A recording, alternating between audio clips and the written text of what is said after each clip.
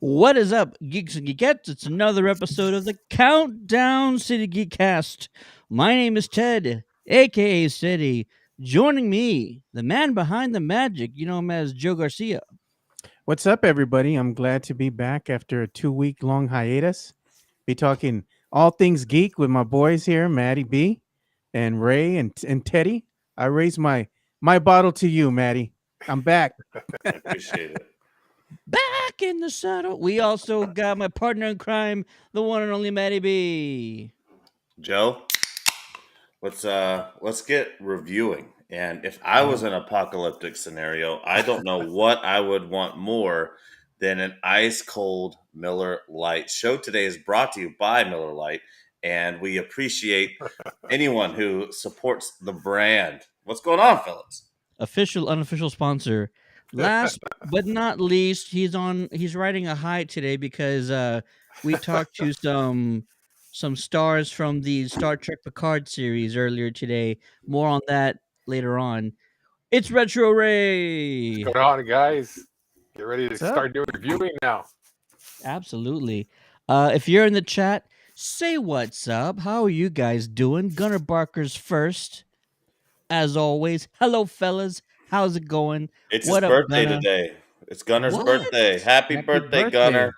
Wow, 20 happy years birthday. old, I think. 20? Was You 20? start to lose track of them at some point. 21? And if we would have known that, Maddie would have started the show off with the shot.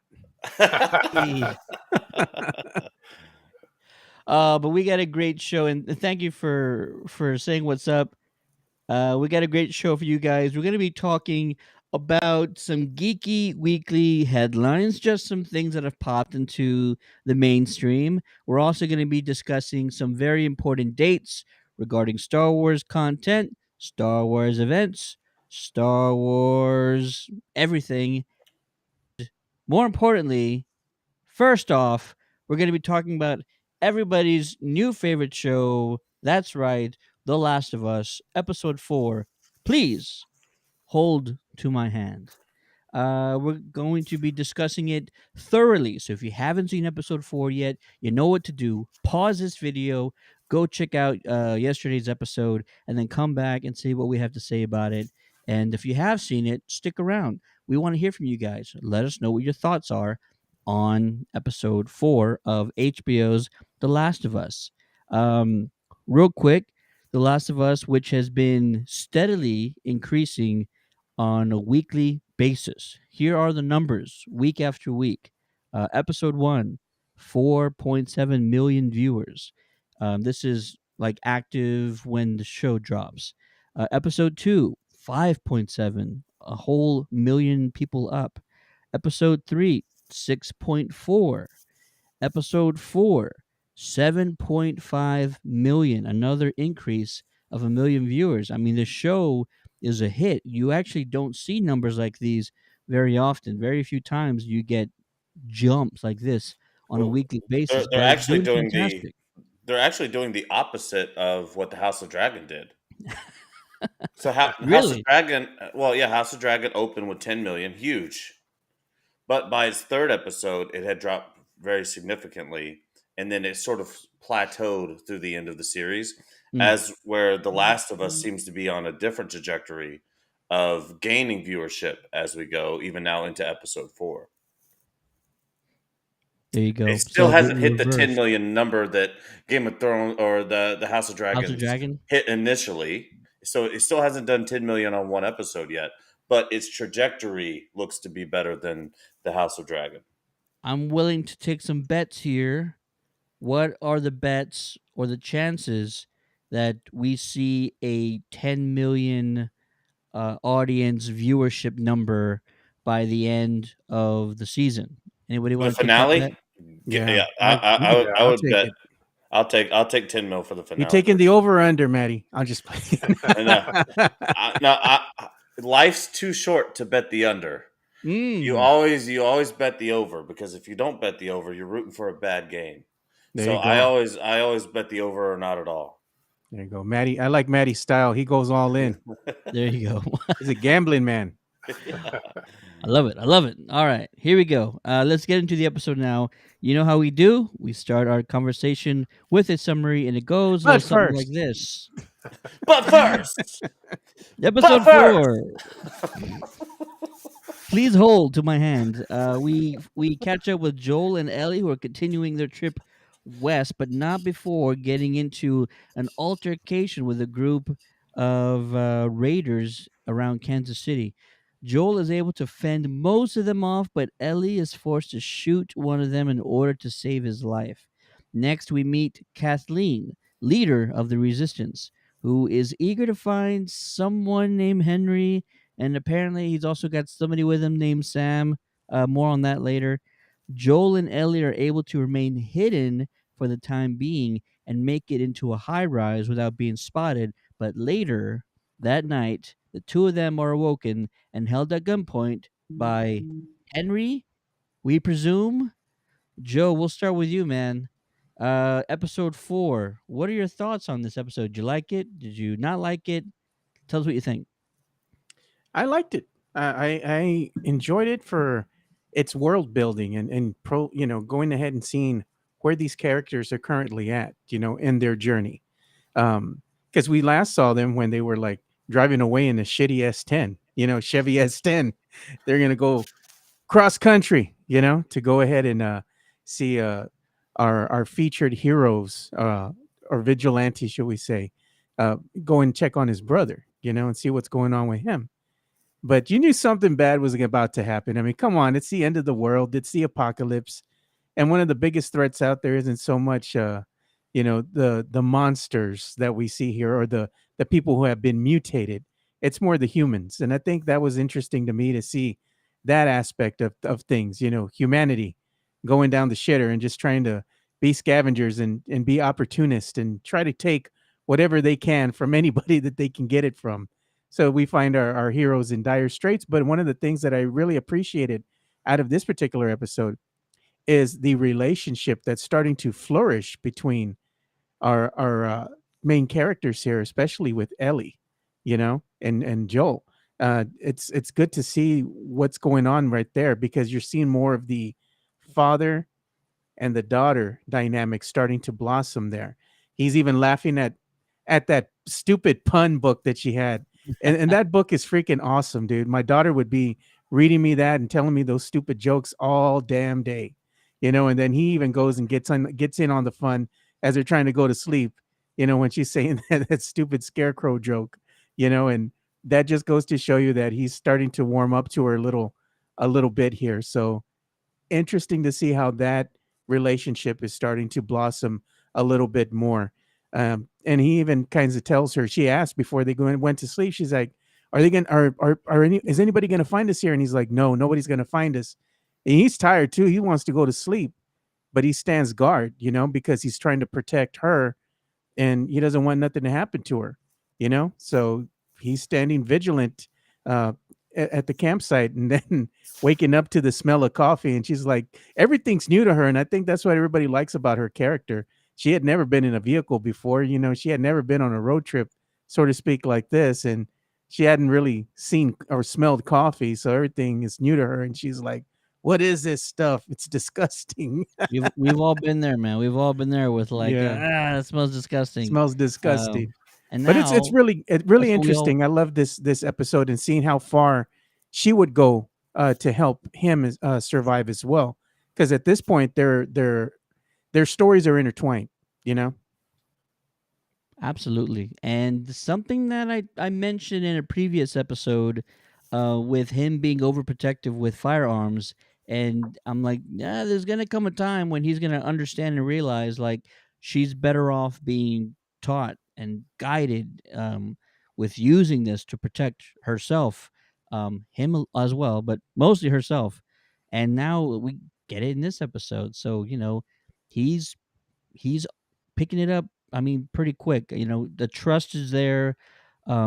He knows this world better than probably anybody else, and he understands completely how necessary it is for her to, you know, be actually taught and guided with using this firearm in certain situations. Maddie B, episode 4, sir. Your thoughts? Maddie B, I You're think on you're on mute. mute. All right, we're back. We're So, back. I had to fart, so I had to go on mute. We But appreciate that, sir. yeah, no problem.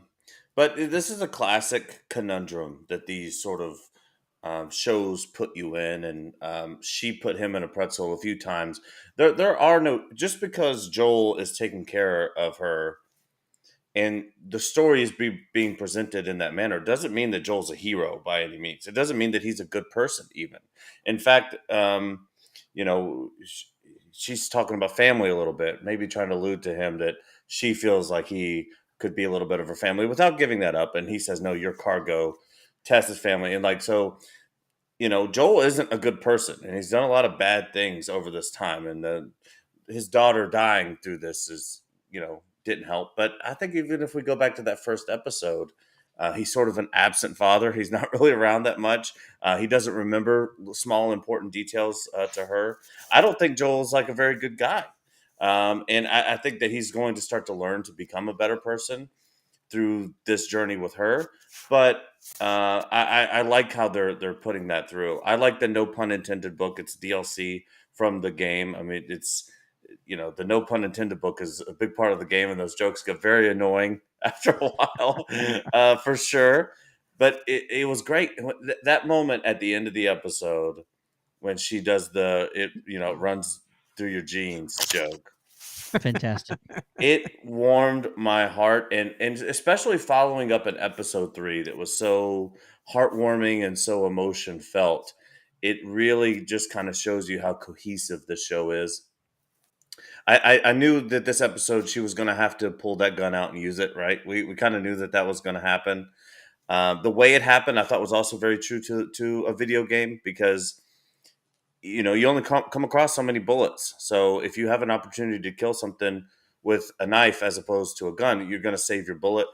He had to go behind the wall so he could kill that guy with the knife instead of shooting him. There's just a lot of things that are so true to the video game aspect, the apocalypse aspect, but it was nice to see Joel kind of take a turn, and it's fun to see them kind of learning about each other a little bit. I'm wondering at what point she used violence, because remember that started to come up a little bit there before. But overall, again, I think it's just a knockout of the park episode. I like that it's 45 minutes after we just had almost an hour and 30-minute banger of an episode 3. But not every chapter of a book has the same number of pages, and so in order to tell the story, you don't have to fit it into a specific time slot. And I like that aspect of it too. So again, for me, this is in the 8 club for me. This is an 8.3, 10 episode for me. I loved it. Awesome. Let's see if we're all in agreement with liking this episode a lot. We now go to Retro Ray. Your thoughts on episode 4, sir?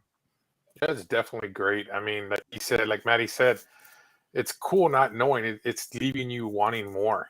You're expecting that hour-long episode, and then it just leaves you hanging with the kid, with the gun in the face. It's kind of like, what? Leaves you just like, what happened? But overall, the story, like I said, didn't play the game. I like how Ellie, the way she is, her remarks that she sort of sarcastic remarks she always has. Especially and I saw pictures earlier when she was out, like, I guess, like a Playboy and the truck scene. That was freaking hilarious. I was just laughing. But overall, like I I said, think it was bare skin. I think Yeah, it was. it wasn't a Playboy. but I mean, it definitely. My wife, like I said, my wife, she's hooked. Like I was on call yesterday, so she had to wait to watch it with me today. So it's definitely it's a good show. I love it. Absolutely. Let's see here.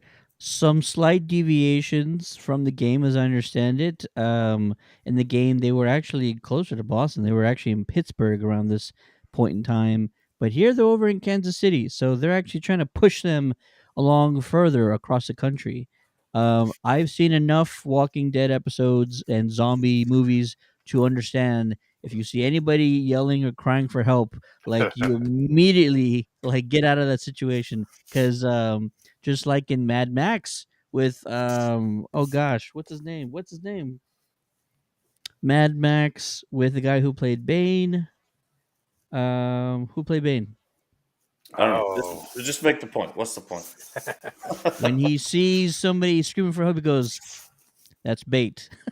Yeah, Oh my gosh, but it's so true, and it's a classic trope, and they're absolutely. using these classic tropes, which a lot of times would be eye roll moments, right? As a fan, Yep, but they're using them in a way that is almost a nod to the genre, as opposed to sort of a corny way to get into whatever situation they're getting into. I think they're handling a lot of these tropes with class.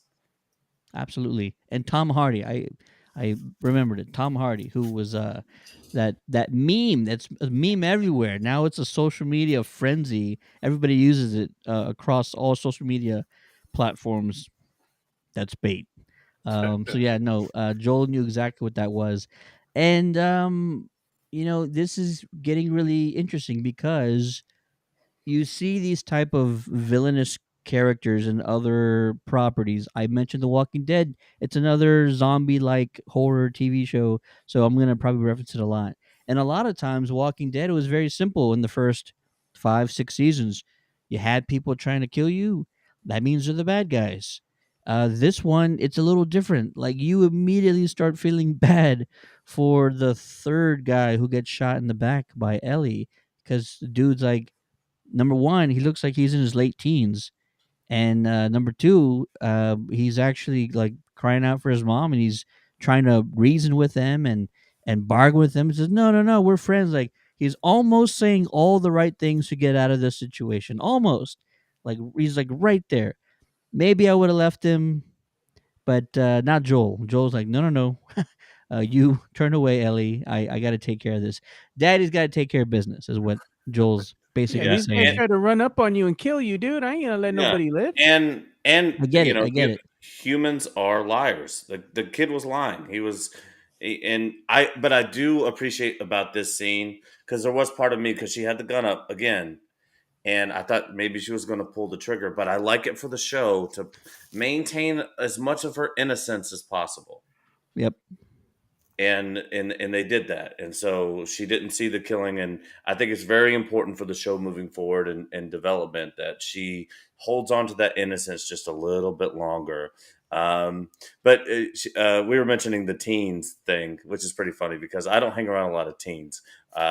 Most recently, the teens that I hang around was AJ Nightwing.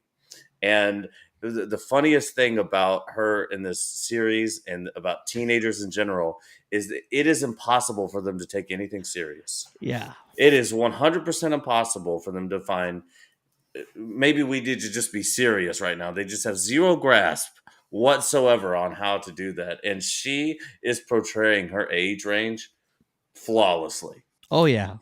Oh yeah.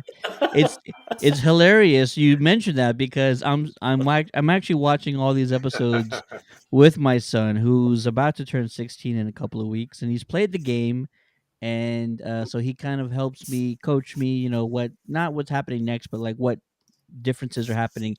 Either way, he he went through this weekend like a few months back where he was just reading me dad jokes, and I was trying to figure out the answers before he would actually give me the punchline. And so as Ellie's reading these jokes, I like slapped him in the arm, like, "Oh my god, it's you! This is what you were doing not too long ago. Remember that?" And he goes, "No, I know what you're talking about." I was like, "Yeah, you were doing the joke bit, and I was answering. I was getting all the riddles correct before you could tell me what they were." And so, yeah, total, total. I see the similarities there, and plus they both have really bad attitudes. He didn't hear He me. No, was but Okay, he was cool. well behaved on Saturday, Teddy. Come on. yeah, but That's AJ does have a bad attitude, but he smells worse. That's the thing. But Than no, Ellie but does. no, but you know what I mean. She's playing such a good teenager here, and I loved that the joke that really got everyone was the one we all know He's outstanding in his field, and so I bet So good. 70 to 80% of the people watching it said the joke before, right as he said it, and then all of a sudden that's a little magical thing that a writer can do to now everyone's invested in the next things that they have to say. So I just think they've done such a really good job with it, man. Again, I'm watching it before we come on the show, so I'm just gushing each week, which isn't like me because I usually hate everything, but this is really good TV. David Lozano is in the chat saying, "Hey, fellas," and he also says, "Daddy, LOL," which has a double meaning because I said it earlier. Daddy has to take care of business, but it's also doubly interesting because Pedro Pascal was just on Saturday Night Live this past weekend, and there was this bit where he was a school teacher, and he's Yeah. like the favorite school teacher, and so everybody was making these video memes of him and calling him daddy, which is I guess a thing these days. Well, And yeah, so On TikTok, it's the fan cams. So he was getting his fan cams, I which need to was, go to you when I need these references explained to me because I have no idea what it was. but no, it was hilarious. And honestly, let's give a big shout out to one of the biggest glow ups recently in Hollywood is Pedro Pascal. Although I don't know if he's extended his acting range super far. I mean, even in The Last of Us, he's still kind of playing the Mandalorian. But Ooh, interesting. I Okay. I think that he's definitely good with these short little clips. When it comes to extending sort of a long dialogue, I don't know if I've ever heard that from Pedro, but he is glowing up. Ray was talking about my wife. She loves him. My wife, she loves him. The demographics of the show have to be incredibly interesting because my girlfriend Lauren, I mean, she's fun, she's rad, but she's not a nerd per se. She doesn't really. She's definitely not a gamer. She's definitely not a zombie film gal. This show has her entranced. She cannot wait to watch this show, and I think a Love little it. bit of that has to do with the physical attraction of Pedro Pascal. And speaking of daddy, I mean, let's be honest a little bit. Is Pedro's she kind of calling him daddy too? Yeah. daddy. Yeah. Oh man. But it's a Latina thing too. Like Latinas will call their husbands daddy because they refer to him as the father of their children. Yeah, So, Papi is yeah, daddy.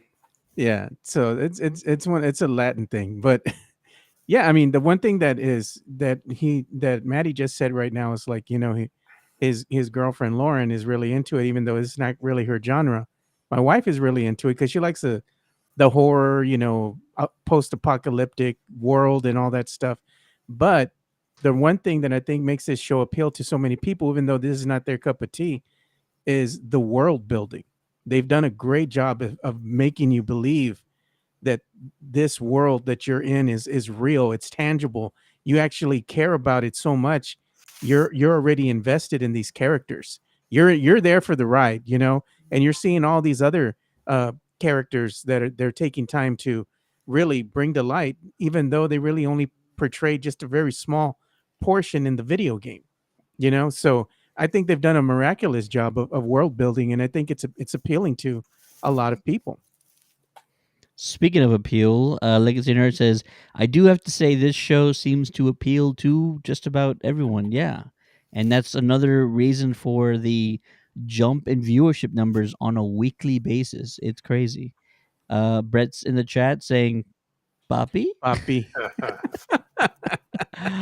And Legacy Nerd says, I myself am sick of zombies, but this is different enough and more smaller, intimate story that you somehow identify. Plus, it's just really well written. No, absolutely. And I've been on record on the show numerous times, Daniel. I am not a fan of zombie content. I think Mm. that zombies don't make any sense. I think that The Walking Dead, it goes on for way too freaking long. Like, what happens when zombies don't eat? But I hate zombie content. I really do. There's been some good iterations here and there. I really like Call of Duty's. What was it? Nazi Zombie mode. zombies. Yeah. I really liked World War Z. If Resident Evil, I was a fan of for a little while as well, but that got so out there. I'm not a fan of zombie stuff at all. But this is, again, I think you're right on it. It's so intimate. The funny thing my wife brings up, she's like, I can't survive a zombie apocalypse. And on the episode, she's like, well, she goes, they got coffee, so I think I can survive now. I started laughing. I was like, really? I was like, the one thing you're concerned about is coffee. Do they though? I actually thought about this, because Ellie grew up in a QZ, Yeah. right, quarantine zone, and she still had no idea what coffee was. It wasn't until they stopped by Frank's that he was able to get supplies. He got new clothes. He was actually wearing, I think Bill's shirt, if I'm not mistaken, Oh, yeah. and I think he actually got the coffee from Bill and Frank's. So, do they have coffee? I think you just have to be as organized and well prepared But as if you don't Bill have is. parents, you don't know what coffee is. True. Kids don't get coffee. I mean, the only True. place you'll see coffee in an elementary school is in the break room, or the teacher's break room. I mean, like you literally, unless you have parents around, you have no idea what coffee is when you're a kid. They keep that shit far away from you. That's I funny. wonder. There's something else that this show is kind of showing us in this episode is that now I want to say Bill again, but Joel. Joel is actually not too paranoid, but he is so cautious that is actually detrimental to this journey of his, because when they first took that break and they slept in the woods, he didn't get a lick of sleep. He probably stayed up either the entire night or most of the night. And then what happens? They get to Kansas City, and he actually took out two of these hunter people, and then the third one, he actually takes accountability for it. He says, "You know what? I should have been better. I should have heard him. I should have been, aware of my surroundings." And I think there's this little subplot where if he's not too careful, either exhaustion or a lack of sleep will hurt his focus, and that might be something that will be a consequence down the road if he's not too careful with it. It's just a thing that I noticed, and I don't think that it's something they threw into the episode to go unnoticed. Like, it felt like it was intentional. Well, He did didn't you get. watch the ending of the episode Yeah, at all, Ted? you I gotta did. watch. I I was did. about I to did say. watch the episode, and he didn't. He not, and that's another kind of evidence for me is that he didn't have the. He wasn't the light sleeper he thought he was. Right. He still got the drop on him. They still got the drop on him by the end of the episode. So, will that play into more further down the road? Will it be something that is going to be like his Achilles heel, or just something that he's going to regret, because he's not being too careful enough and getting enough sleep and having enough energy to actually make this trip? In that scene, it was so beautiful too, because what you're talking about. She mentions to him, the reason why I was wondering if you could hear is because I noticed you don't hear out of your right ear that well, and he sort of turned over on his left side, like he's trying to be chatty for once. For once, Joel is trying to be chatty, and he wants to kind of get to know her a little bit. Maybe he's feeling emotional, or whatever. And as soon as she mentions that, he flips back over and puts his right ear down and his left ear up. I was definitely picking up on those vibes as well. Yeah, absolutely. Final thoughts on episode 104. Joe, these two, which we assume are Henry and Sam, friends, foes. What do you think's gonna happen if you don't already know? What do you think's gonna potentially happen in the next episode? Oh, we're gonna find out. I mean, if you watch the trailer at the very end, Ted, you already know what's about to You know happen. I don't. You I know I know don't. it's such. You're such a weird ass for that, by the way, too, man. I Who mean, wants to who does know? that? Who wants to know? I don't want to know. You watch trailers for everything. I know, We and it's review like, trailers on this show often. Movies, but we review trailers like Marvel, and half the things in the trailers don't even happen. So that's That's another. true. I love how everybody like, yep, facts. That's true. yeah. Absolutely. Well, this next episode, I think, is gonna be another. It's gonna be a rough one. This upcoming Mm. episode. If you've played the game, you know what's about to happen. So I'm not gonna ruin everything, but it's gonna be another you're gonna be in for another ride. It's gonna be a really gut wrenching episode. So I look forward to it. I want to see the reaction from my family, especially the wife that hasn't played the game. Me and my son have played. One of them hasn't played it, so we kind of stay quiet and we kind of talk about it, away from everybody. But we know what's about to happen. So Ooh. Maddie B, final thoughts, senor. Yeah, no, I totally agree. And we knew it was too good to be true. Them just driving around that S10 all the way to where they were going. the They lost shittiest 10. they lost that immediately. So there's going to be some fighting and negotiating that is going to take for them to get out of this scenario. I think Joel's definitely going to have to tell them about her ability or her genes or whatever we're going to call it is, and that's the only way that they're going to get out of this scenario alive, and they're going to have to negotiate something. um, and so it's going to definitely be a tough road ahead.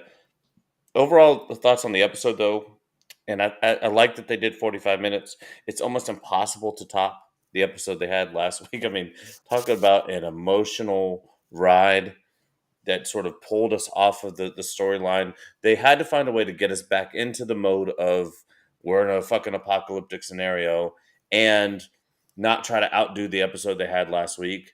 And so I thought they executed really well on all that. I'm very excited for next week. Pretty much for me, And Ray, yeah. for you guys, I don't know, because like I said, never played the game. I'm the type of person that really analyzes this when I'm watching the show and stuff. So it gets me thinking afterwards. Like, you guys probably know the answer to this, but when that guard takes her down to that basement area, and then you see the floor kind of breathing, kind of made me thinking, like, okay, he's like, do we tell him? And it's like, tell him what? Like, what is it? Like, you know what I mean? So my mind, I had that in the back of my mind. So like, on top of that, and the little kid, it makes me think, why are they chasing him? What do they have that they want, or vice versa? You know what I mean? But I can't wait till next episode. All will be revealed, Ray. All will be revealed. And another thing to keep in mind, a lot like Resident Evil, there's different types of monsters that we're going to interact with, and the amount of time that the fungus has been attached to you kind of determines that, if I remember correctly. So I think we've only seen two real types so far. One's a ticker, right? And then the next one was like that big. Okay. And so we've seen two iterations of the development of the fungus so far, but it's going to continue to intensify, if I remember correctly. The longer you've been in contact with, the more powered up you kind of get. But even if that one that had like a mushroom all over his face, and those the what do they call them, the triggers or chiggers or however they sound, they're hard to kill, because that is almost like an armor, so in a sense they're kind of bulletproof. They don't go down easy. They're like, oh, just shoot them in the head. You got to find something to pierce that first. You have to get creative, because you can't just pump them full of lead. You're like Maddie says, real world scenario, bullets are a commodity. You got to get creative here. So yeah, you're going to be in for a wild ride. Absolutely. I'm excited. I'm excited what happens on Friday. Remember, you're not getting the next episode on Sunday. We got something else we got to do: barbecue, chips and queso, all that good stuff, right? Hot dogs, Buffalo chicken, burgers, yeah. hot wings, maybe some pizza, whatever you guys do. Yeah. That's why I'm glad it comes out on Friday, because I'm going to be in a coma by the time 8 or 9 o'clock hits. I'm not waking up until Tuesday. I know Maddie too. He's going to be drinking and eating all damn day like I am. Yeah, only way to do it. All I'm waiting for, I can care less about the game. My team's not in there. All I care about is the Flash trailer. That's pretty much what I'm waiting for. Flash trailer. Rihanna's halftime show. I'm going to be interested to see how that goes as well. It's got to be a lot better than last year's halftime show. They just had a whole bunch of old geezers that they had to roll out there on the stage, man. 50 looked like he had been eating a 50 piece. I'm surprised they haven't bought the new kids yet. That's funny. right? That might be a thing. My wife would actually be excited if that happened. Oh my. Just saying. No. I'm just being honest. Just being honest. Yeah. So the next episode will drop Friday on HBO and HBO Max. So adjust. You don't have to adjust anything. Your DVRs should take all of that stuff. Hopefully they do. But yeah, we will DVRs. We're still. watching on HBO Max, bud. That's true. But we will still discuss episode 5 in 1 week on Monday, and we'll probably also have a bunch of Super Bowl trailers to talk about. So we want to hear from you. What were your thoughts on episode 4? Let us know in the comments what your thoughts were, and also I'm really interested to know who you got on Sunday. You got the Chiefs or you got the Eagles? Uh, You can DVR the Super Bowl. Or no, I'm waiting no, for no Teddy to bet, say TiVo. no Yeah. bets here, no bets. But let us Just, know in the chat who you got. just make sure you erase your VHS tape so you can cleanly record the game. But I just, if you're betting on the Chiefs, don't. The Philadelphia Eagles have lost one football game. Okay. And the Chiefs wide receiver core is looking like they're a little bit banged up. Their offensive line is not good this year. If you're putting money, and bet responsibly, always. But you got to put your money on the Eagles, no matter where your allegiance lies or however it may be. The Eagles by 14. Ooh, all right, all right.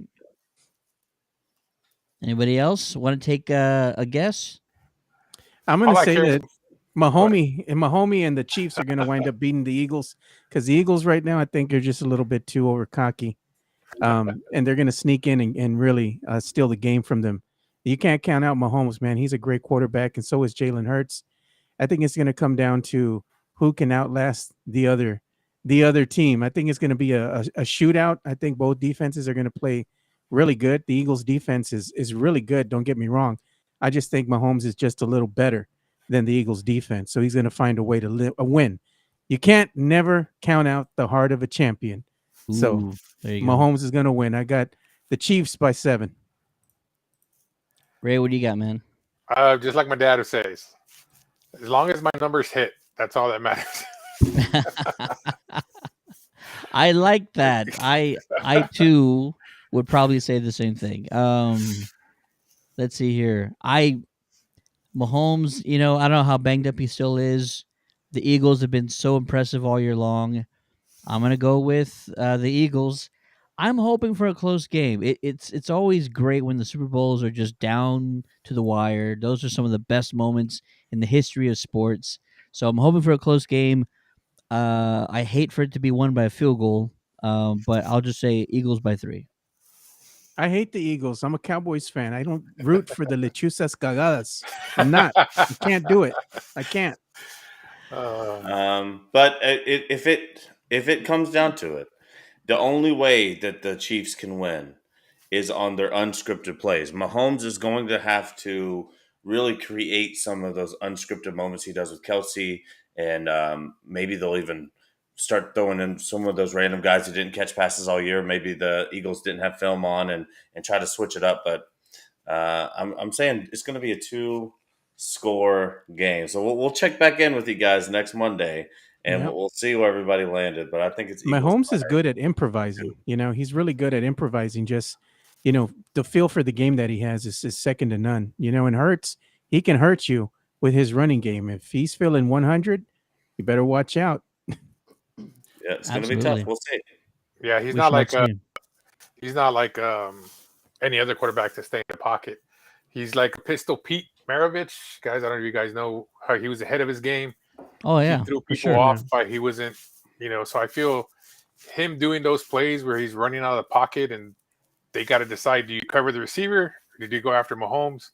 It throws the defense off pretty bad. Real quick before we get into our final topic of the night, just want to discuss some of the trailers that are expected on Super Bowl Sunday. So I got a list here. These are the list of almost guaranteed trailers that we're gonna see on Sunday. Guardians of the Galaxy Volume 3, the Flash film that's been widely talked about. A new trailer dropping on Sunday. Fast X, probably the final Ant-Man and the Wasp Quantumania trailer. The Little Mermaid, which we've only seen a teaser for, I believe. Elemental, Scream 6, which has dropped like 20 trailers, and they're not slowing down. But the movie's dropping next month. Dungeons and Dragons: Honor Among Thieves, featuring Michelle Rodriguez and Chris Pine. Haven't seen, I think, only one trailer so far. And then Transformers: Rise of the Beast. It wouldn't be a Super Bowl Sunday without a Transformers trailer. But gentlemen, I now turn my question and attention over to you guys. Out of this list or anything else that might be out there, John Wick 4, I think, is another one you could probably expect. What trailer are you most interested in seeing? Joe, we'll start with you, man. Probably Guardians of the Galaxy 3. Want to see a little bit more of that. The Flash is another one I'm interested in. I'm not interested in Dungeons and Dragons: Honor Among Thieves. I'm getting the Willow vibes from that one. So not interested. John Wick 4 would interest me if they did drop it. Too many screen, or let's say trailers of Scream 6.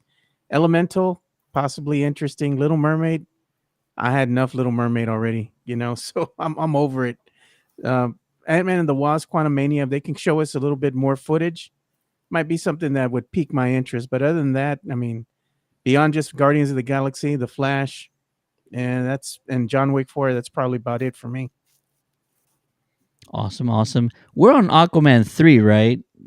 Yeah. No, Ted, it's 2. Is it 2? Dang. It's Aquaman 2. All right. And Slow down. you're skipping now, man. Also, are I you just thought you of just that. making this up as you go? No, like Shazam 2, it's a kind of a given. John Wick 4, it's kind of a given. But Aquaman 2 is the long shot, right? Do we have enough for a teaser trailer? That's what No, remains to be seen. absolutely not. We're not even close. Especially, no, we're not getting any Aquaman. The only DC we're getting, period, is The Flash. One thing that I thought this was an official list. This is just the things you wrote down. The Mandalorian will have a trailer. All right. The Very nice. Mandalorian season 3 will have to have a trailer during the Super Bowl, right? Have to. Sure. I mean, March 1st is around the corner. We barely got into February. I would assume Disney's going to drop in a Mandalorian trailer here. This is the way. Whether it's a new one or not. So it's they could just pay the money to put the trailer we already have out on the Super Bowl, and that still will get a return on investment for them. But it'd be cool if we got some different stuff there. So I'm thinking the Mandalorian we'll definitely see there. I'm interested in the Flash for sure.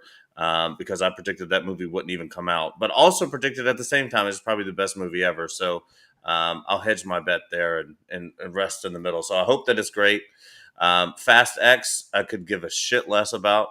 Ant-Man and the Wasp, if they show a little bit more Kang, if they do some fun stuff there, I'm excited about that. The Little Mermaid has only been thrown in there so political discourse on Twitter can go crazy. So you can miss me with that. Scream 6, though. Me and Ted both are big Scream guys. I don't care if they do 40 trailers, Ted. Give me another Scream trailer. I love that. Shazam 2, miss me with that. Who cares? Nobody cares about Shazam. Have you ever even met somebody with a Shazam t-shirt? I don't think so. Transformers: Rise of the Beasts. That, for some reason, it seems kind of interesting to me. It And does. I've been kind of out on Transformers for a little bit because it's like, okay, well, where are we taking this thing? Rise of the Beast seems awesome. And honestly, boys, I know I'm not about the high fantasy and I give some things some stuff, but I do kind of want to see what the Dungeons and Dragons show has Oh, to do. no. All right. You don't get the Willow vibes from that thing, man? I do. Well, I mean, I definitely understand what you mean by that. I kind of wish they went in a more Jumanji direction where it's like we're playing a game, but all of a sudden it's real life. That would have Ooh. been But dope. it doesn't seem like they're going that way. But yeah, that's kind of where I'm at on that. The whole list. That's awesome. Yeah. Jenna Kenobi's in chat saying hello there, and he also asks, "Is Aquaman 2 still happening?" You know what? We have no idea. We'll wait and see. If It the may or may Flash is not. happening, Aquaman 2 is definitely happening. Yeah. Yeah. Has to. James Gunn definitely made it seem like it was happening. There Yeah, you go. it's There you it's go. still on his timeline. His 8-year timeline.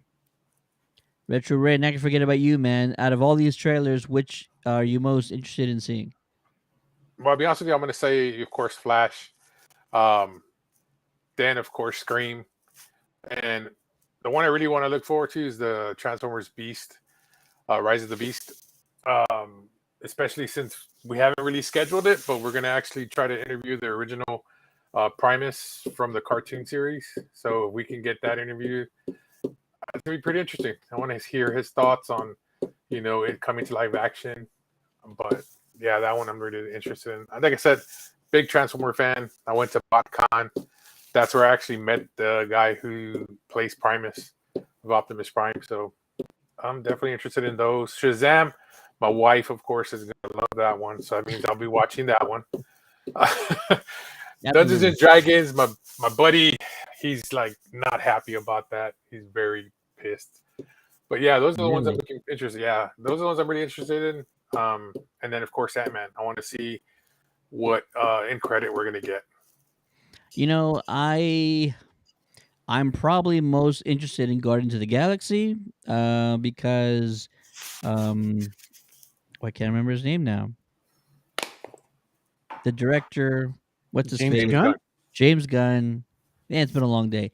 James Gunn has impressed me every single time he's done something, from the first Guardians all the way to Peacemaker. So I just assume this is going to be another banger. The Flash, I'm not going to go through everything, but I'm also interested in the Flash because we've only seen one trailer that was very like all over the place. Like you didn't get any idea of what is happening, and we just got a tease of the back of Keaton's cowl, and it's like we know what that back looks like already. Like that's not a tease. Like we already know he's in it, so Well, it's don't not like tease you could us. turn around and show you his face.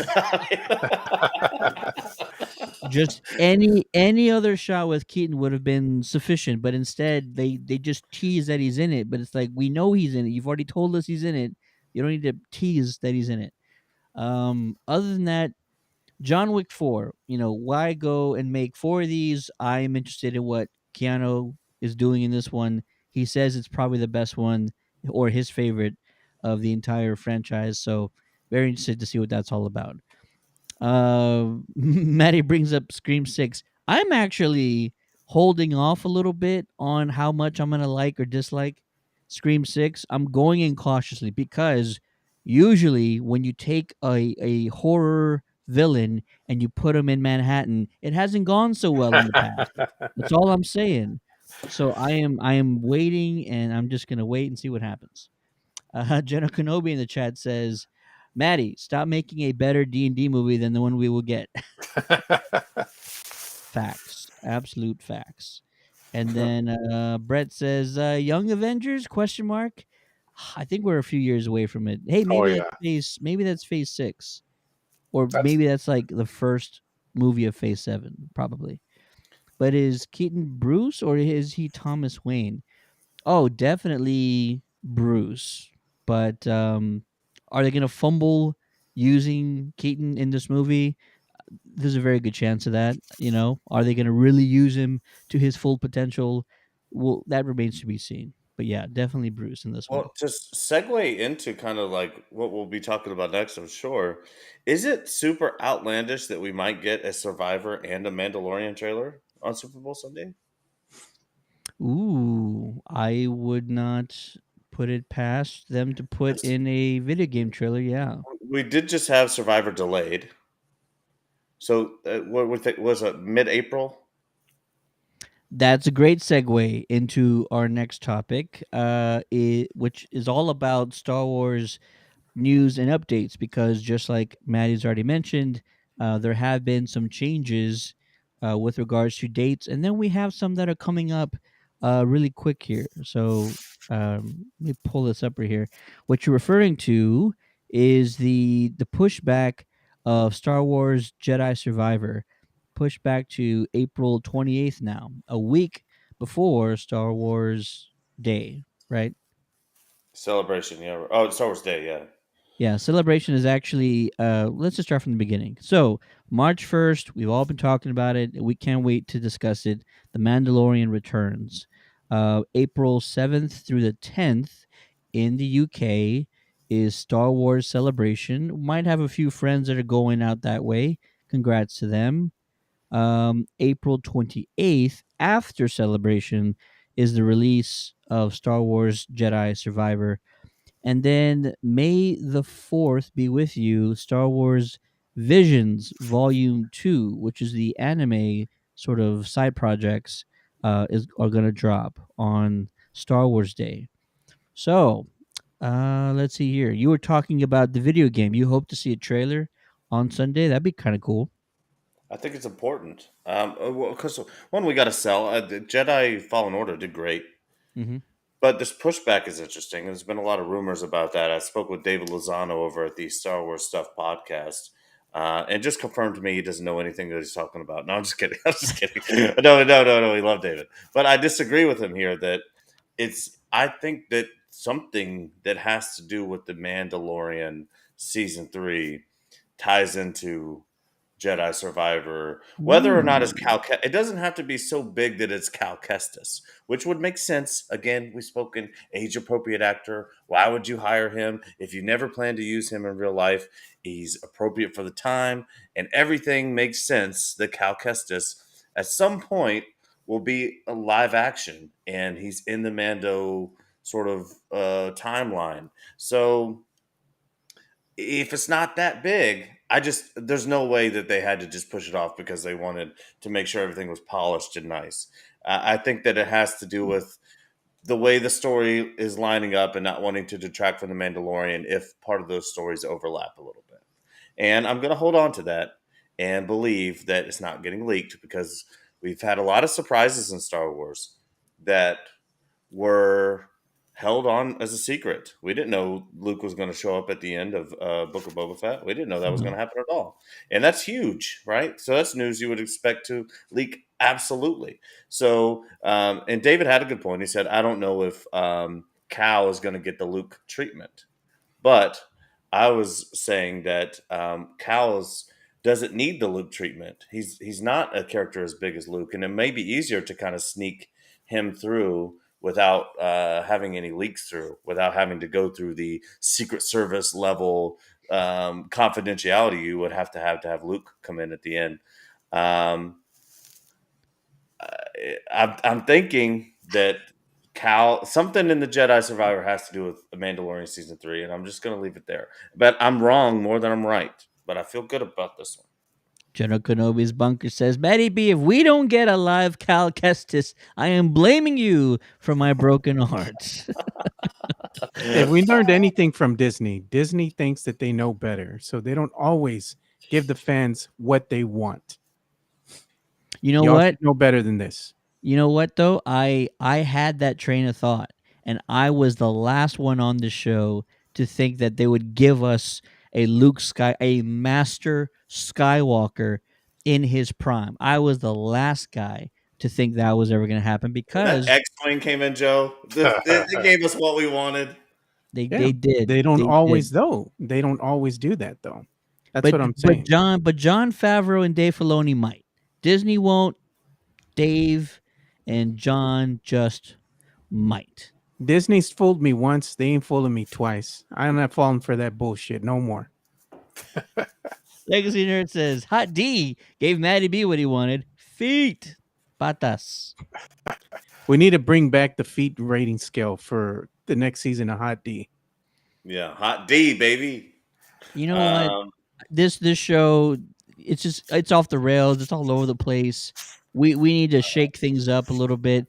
So I'm gonna go ahead and bring back an old friend of ours, JC.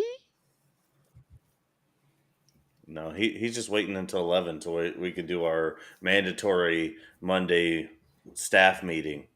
Oh, Um, there he is. but Boom. There he is. JC. The Heard you guys were return. talking Star Wars, yes, Yeah. yeah. so I thought I would join. What do you think, And JC? shout out to my brother-in-law Mike. Just got back from Disneyland and hooked me up Is that a holocron? Nice. Oh, Jedi nice. Holocron. Holocron. Yes, these Yeah. were sold out when I went last year, so pretty awesome. I'm actually pretty excited about it. So Nice. Very It's nice. dope. yeah. Mhm. Okay, wait a minute. What? That doesn't like connect you to like your home security and your thermostat and all that, does it? I wish, but Right? quick, it does have a message from Obi-Wan in here, and then if you put one of the kyber crystals from the lightsabers, different ones have will talk different messages and stuff like that. So That's pretty cool. cool stuff. Yeah. Disney, What do you think? What do you think, Disney, JC? just give me 5% of the royalties on this idea. A holocron that you can tell to play music, turn off your TV, all that good stuff. I don't Change the know if I want the thermostat. mouse to control of that because they'll block Netflix and anything else that's not Disney from my TV. That's the problem. So, Facts. Facts.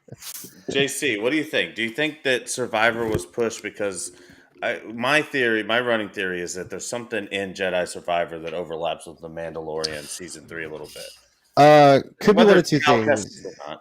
Well, first of all, I'm not too worried about that because Mandalorian takes place long after Jedi Survivor or Jedi Outcast or Jedi Survivor would take place. This is supposed to be a sequel to Fallen Order, which Fallen is, Order. of course, right after Order 66. So this should be pre A New Hope, right?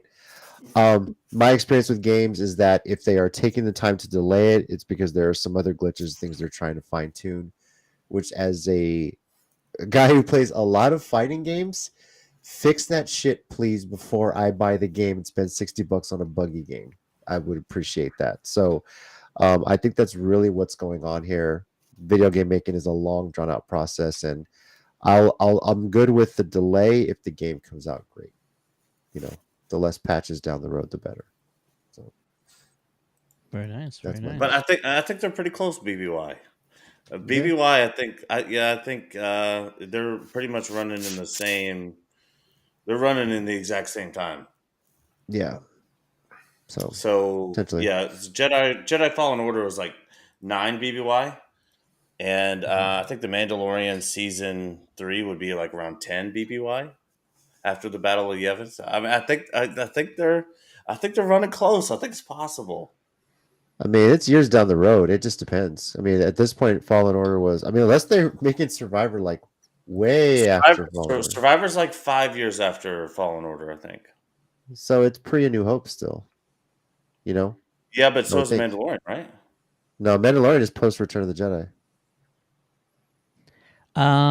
Listen, I don't like spoilers. You guys know me. I don't like giving out spoilers. I don't like teasing spoilers, but there's probably something that I really want to talk about. That is JC knows who this person is very much so. Sasha Banks, who Yes. I'm sorry, was not Sasha Banks anymore. Mercedes Monet. That is her name. Mercedes, right. Yeah.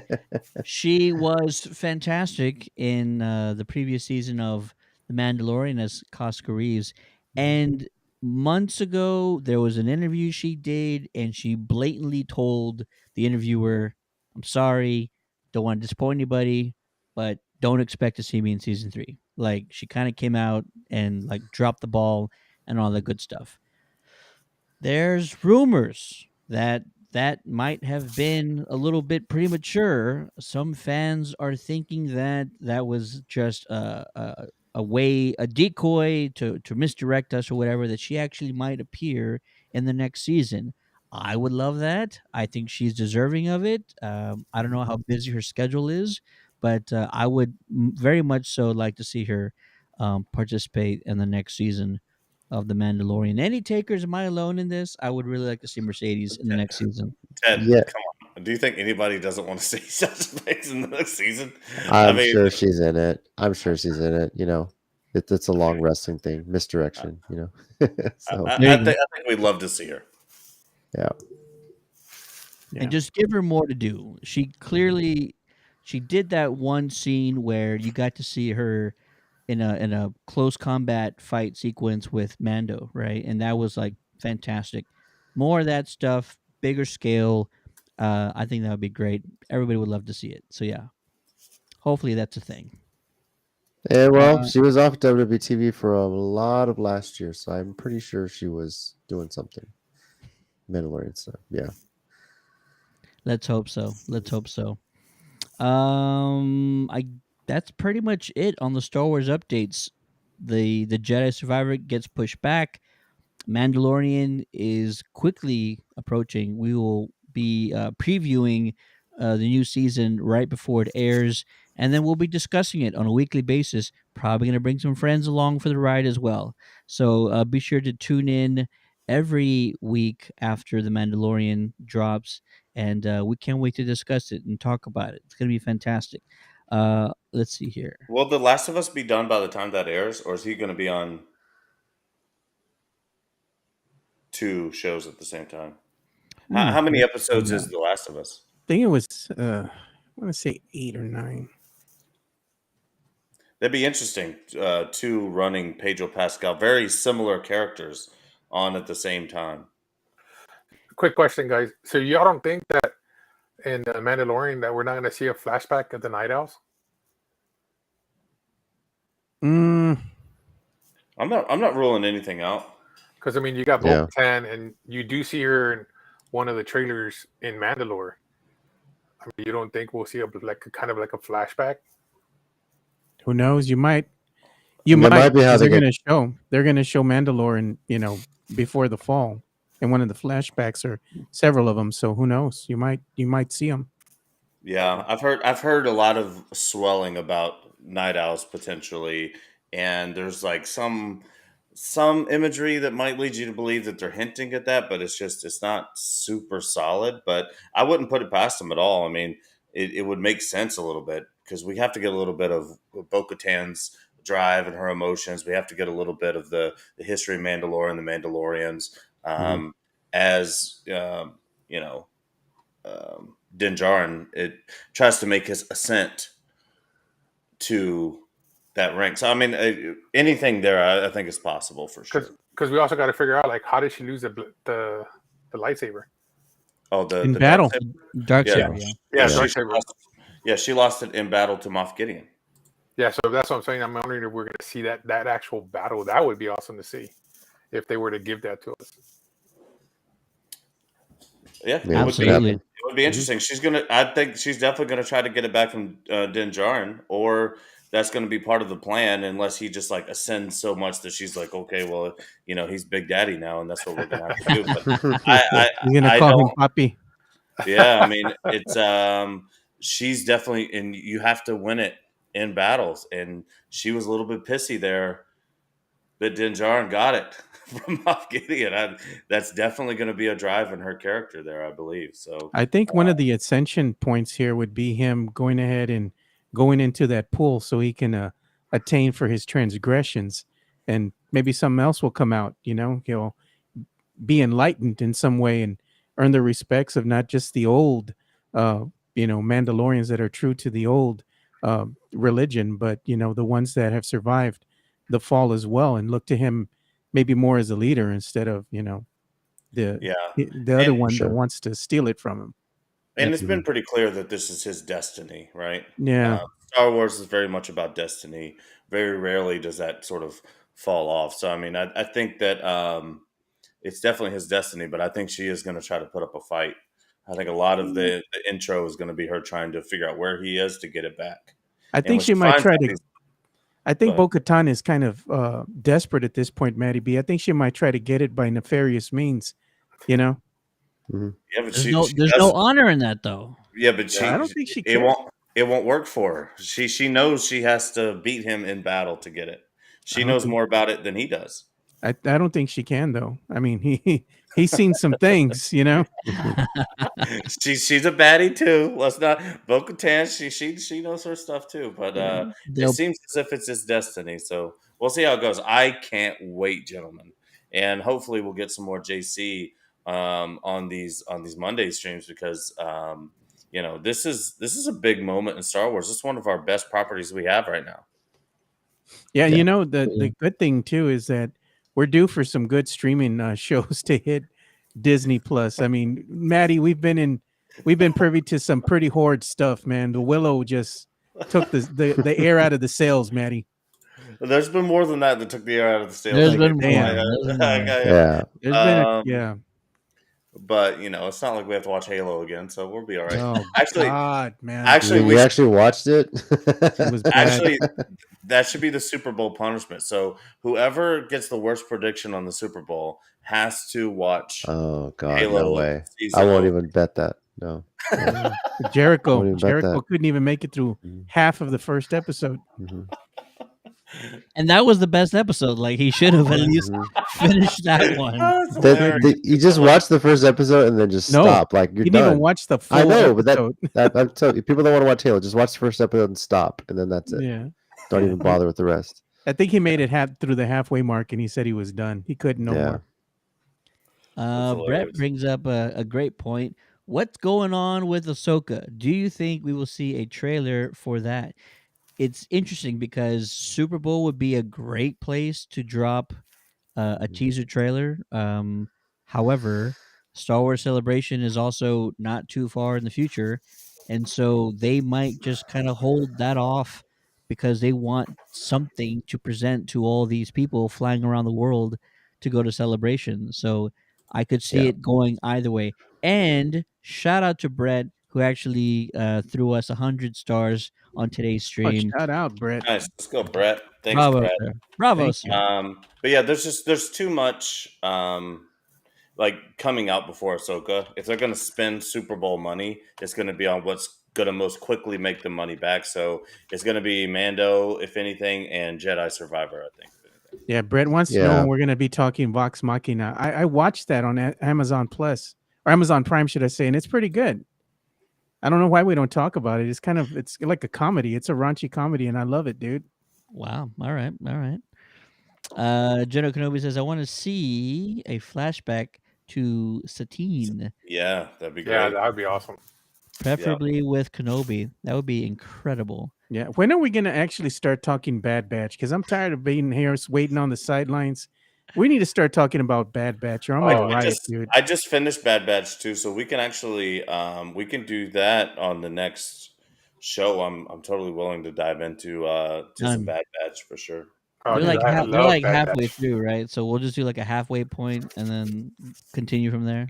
Or sign up for our Patreon and get all your Bad Batch news. Absolutely. There you go. Yeah, now that it's aired officially in the UK, we got to talk His Dark Materials. This season 3 is over. So Yeah. So Yeah. now me and JC can do our thing about it. Yep. Yeah. It's overdue. and Tina, I know she wants to be on it too. Oh, Talk yeah, about yeah. that. Please, Oh, dude, I please. love Bad Batch. I'll definitely talk about that. We gotta do it. We gotta do it. Legacy Nurse says Bo-Katan was a terrorist before, and she probably took the dark saber from Sabine. Ooh, interesting. That might be the flashback that we get. That would be exciting to find out. Well, no, because didn't Sabine give it to her? It can't be given. No, but in the Clone Wars, she actually gave it to her. Yeah. It the was end. one through honor. Yeah. But somehow Moff Gideon had to get it. I believe he took it off of Yeah. Bo-Katan. But because he was able to wield it as the wielder, right? So he had won it through battle. Unless he won it during the fall of Mandalore, like y'all were saying. Yeah, potentially. I'm not that. I need to go back and look at some of that stuff, especially before the season comes out, just so I'm kind of brushed up on the lore, because that the exchange of the Darksaber through there, I think, is going to play a big role here in season 3 of the Mando. Yeah, Star Wars Rebels shows a lot about, the Night Owls, and you even see what's his name, Jon Favreau plays a Mandalorian as well. So Yeah, he plays Paz yeah, Yeah. or Pass. Paz. Yeah. Pass. Us. Yeah, and he can't take his helmet off, right? Like he's gotta leave that thing on the entire time. It's not gonna be a Mando or Din situation there. Legacy Nurse is not in Clone Wars, but Sabine gave it to Bo in the Mandalorian Clan Wars. I don't know. It'd be funny to have an episode of The Mandalorian where Paz is like riding with the Mando, and his helmet is off, and it's John Favreau, but John Favreau is just playing his character from what is it? What's that Iron movie Man? with Vince Vaughn?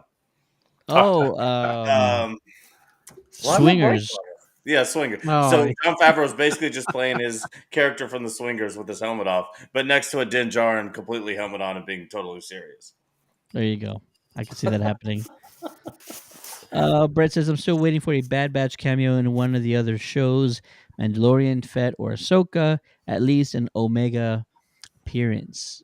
Yeah, absolutely. Right. This would be, well, Bad Batch takes place pre original trilogy, yeah, right? it's right after Order It's 66. Yeah. it's 20 years before that, I think. Yeah, we see Yeah. Omega. I'm sorry, you see They Omega. Yeah, they could survive. A few of them could survive, and they might turn up. But do all of them survive? Probably not. Now the question is like, the big story is Omega. So would you consider? I mean, one of the questions I had is she actually full Mandalorian? Because I mean, she is part of Jango Fett's DNA. You know what I mean? So now this is just my hypothetical theory. Uh-oh. What if, we see a Mandalorian save, Mando? What if it is her, the one that saves him? You know what I mean? Because timeline wise, it kind of lines up after Order 66. So she's kind of, what would we say, age wise? Because she ages normal like Jango does. So no, but time wise, the Mandalorian that they show saved Jin Djarin is he was looking more like a male, not a female. okay, because I just saw in the that shadow and the flashback. light. Yeah, Yeah, I saw the shadow and light. So I was just kind of curious to see.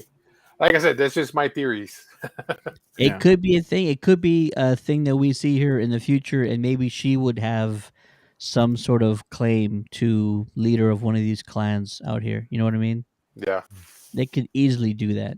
There's that one show that they're teasing that they're developing. They're calling it the Lost Tapes or the Lost song, whatever it was called, the secret song, and that could be part of it. A way to bring in a live action Bad Batch or just a cameo of some of those characters.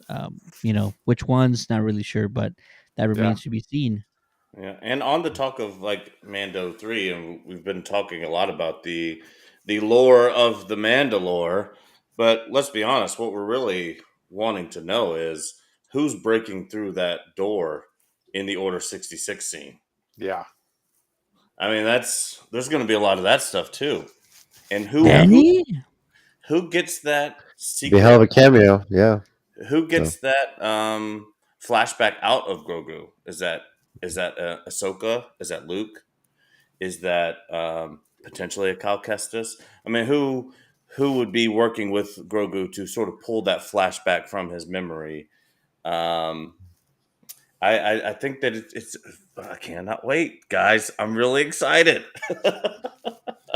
Well, the little known fact thing with Omega is that she's an unmodified clone, just like Boba.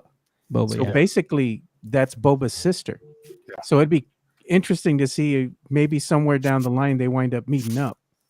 That definitely possibility as well. That would be cool. I wouldn't mind that at all. Awesome. Well, plenty to look forward to. Brett says it's gonna be a burned up mace. That's Wow. He survived. Me and JC were right. Vindication. Lots to look forward to. Lots more to come. So many things to talk about, and that's not even scratching the surface here with our team because we're diving into so many other properties and IPs and franchises that we're actually busy almost every single week. But it's a good problem to have. Believe me. If you're in the San Antonio area, I want to recommend to you, if you are a Walking Dead fan, to join me and other Walking Dead fans at the Wonderland Mall of Americas for the Love at First Bite event. It is going down this weekend, February 11th and 12th. And I'm going to pull up the flyer real quick, but they have some very popular names from the Walking Dead franchise. So real quick, you'll recognize a few names in here, and first of which, of course, is our buddy Ross Marquand, who we just interviewed at the last year's superhero car show in Comic Con. Seth Gilliam also going to be there. Addie Miller, Adrian Khalid Turner, and the governor himself, David Morrissey. So while you're talking up The Last of Us, remember where it all started when zombies and must see TV first merged. It was The Walking Dead, and so come check out these folks at the Wonderland Mall of Americas in San Antonio. It's the I-10 410 interchange, and they will be there from 11 to 6 on Saturday and 11 to 5 on Sunday. And come back here for some additional coverage from the event. And shout out to the Kings of Horror who put on Get fantastic event. there early. I'm telling you, because the Lost Boys.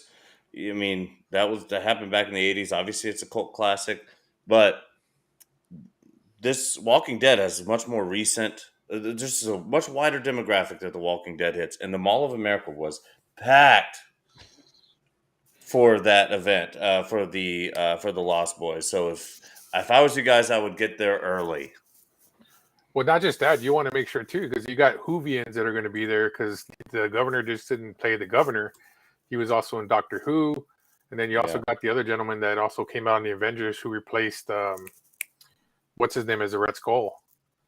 So Ross, he's yeah. going to be So and then he's also done the voice in the animated What Ifs as well. Yeah, Ross has been in a lot of stuff, so just get there early. That's all I'm saying.